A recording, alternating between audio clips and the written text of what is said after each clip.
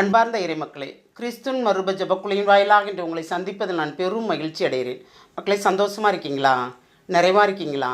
மகிழ்ச்சியாக இருக்கீங்களா? மன அமைதியாக இருக்கீங்களா? மக்களே, மகிழ்ச்சியும் மன அமைதி நிறைவான ஆசீர்வாதத்தை தருகிறது. நாள்தோறும் நீங்கள் செய்தி பார்க்குறீங்களா? விவிலியம் வாசிக்கிறீங்களா? அப்படி விவிலியம் வாசிக்கும்போது நமக்கு ஒரு நிறைவான வார்த்தை அவர் தருவார் இல்லையா? அந்த வார்த்தை தான் நமக்கு ஒரு நிறைவு. இன்னைக்கு அவர் நமக்கு என்ன இறைவார்த்தை தருகிறார் பார்ப்போமா? திருத்தூதர் பவுல் கொலைசேருக்கு எழுதிய திருமுகம், அதிகாரம் 3, இறைவார்த்தை 5-7 முடிய. ஆகவே உலக போக்கிலான உங்கள் இயல்புக்குரிய பரத்தம்மை, ஒழுக்கக்கேடு, கட்டுக்கடங்காத பாலுணர்வு, தீய நாட்டம், சிலை வழிபாடான பேராசை ஆகியவற்றை ஒழித்து விடுங்கள். இவையே கீழ்ப்படியா மக்கள் மீது கடவுளின் சினத்தை வரவழைக்கின்றது. இத்தகையோடு நீங்கள் வாழ்ந்தபோது நீங்களும் இவற்றில்தான் உளர்கின்றீர்கள். வாஸ்தவம்தான். ஏன்னா நமக்கு ஆசை, மற்ற எது இருக்கோ இல்லையா நமக்கு தெரியாது, இறைவனுக்கு மட்டும்தான் தெரியும். ஆனால் பேராசை இல்லையா, அது சில வழிபாடுக்குரியதானதுன்னு சொல்கிறார் அவர். அப்போ அந்த பேராசை இருக்கும்போது அந்த பேராசைனால் வர்ற விளைவுகள் நஷ்டம்தான். ஏன்னா அந்த பேராசை ஒரு பொருள் வாங்குகிறோம், ஒருத்தட்ட இருக்குது, அதை பார்க்குறோம், அதை மாதிரி நம்ம வாங்கணும்னு நினைக்கும் போது அந்த ஆசை வருது. அதன் மூலமாக நம்ம கடன் வாங்குகிறோம், அந்த கடன் மூலமாக வட்டி கட்டுறோம், அதன் மூலமாக இன்னொரு கடன் வாங்குகிறோம். இப்படி தானே நமக்கு வருது. அப்போ அது பேராசையாக மாறிடுது. ஆனால் நம்மளையும் சிக்கலில் கொண்டு விட்டுருது.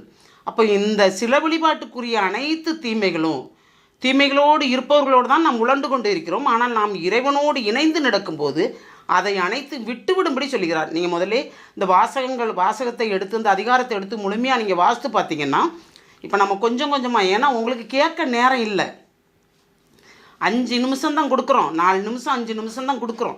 அந்த 4 நிமிஷம் 5 நிமிஷத்துக்கே உங்களுக்கு நேரம் இல்லை. அப்போ 1 மணி நேரம் கொடுக்கும்போது நீங்கள் எப்படி பார்ப்பீங்க, எப்படி கேட்பீங்க சொல்லுங்கள்?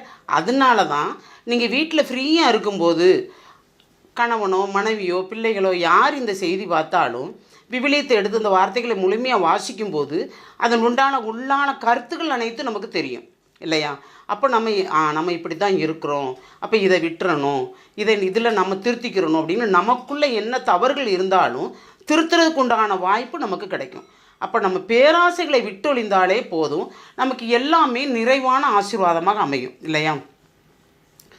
வேரில்லாமலும் நீரில்லாமலும் வேரில்லாமலும் வளர்கிற செடி எந்த செடி சொல்லுங்கள் பார்ப்போம்?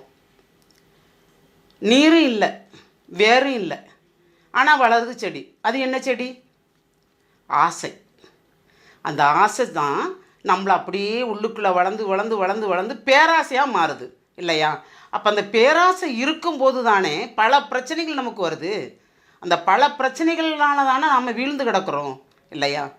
பணக்காரங்களோ எளியவங்களோ ஏழைங்களோ ஒன்றும் இல்லாதவங்களோ வறியவர்களோ எல்லாருக்குமே ஒரு ஆசை உண்டு. ஒன்று கிடைச்சா இன்னொன்று கிடைக்காதா அப்படிங்கிற மாதிரி. அப்படி தான் உலகப்போக்கில் நம்ம வாழ்ந்துட்டுருக்கோம். அப்போ இந்த ஆசைகள் அனைத்து நாம் விட்டு ஒழிக்கும்போது நமக்கு ஒரு நிறைவான ஆசை கிடைக்கும். அப்போ அந்த ஆசை இருக்க வேண்டியதுதான்.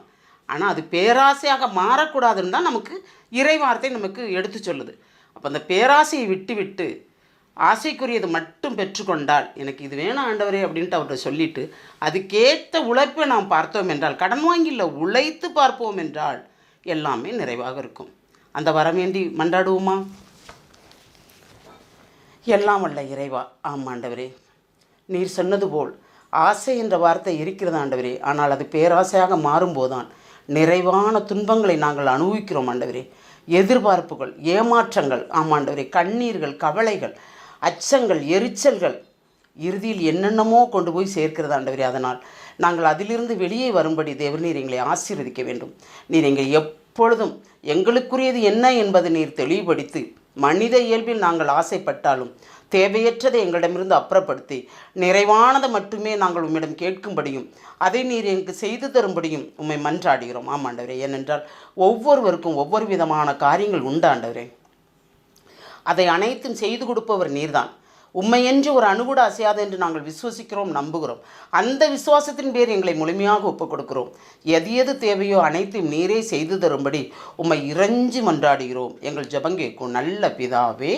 ஆமேன், ஆமேன், ஆமேன்.